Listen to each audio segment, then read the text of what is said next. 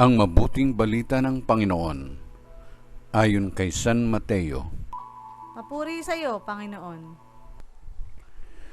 Noong panahong iyon, sinabi ni Jesus sa kanyang mga alagad, "Huwag ninyong akalaing naparito ako upang pawalang bisa ang kautusan at ang aral ng mga propeta.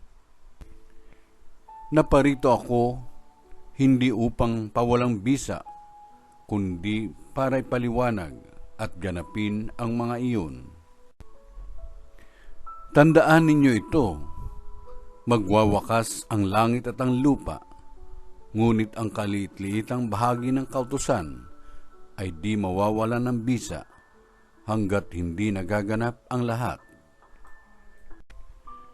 Kaya't sino mang magpawalang halaga kahit sa kaliit-liitang bahagi nito at magturo ng gayon sa mga tao ay ibibilang na pinakamababa sa kaharian ng Diyos.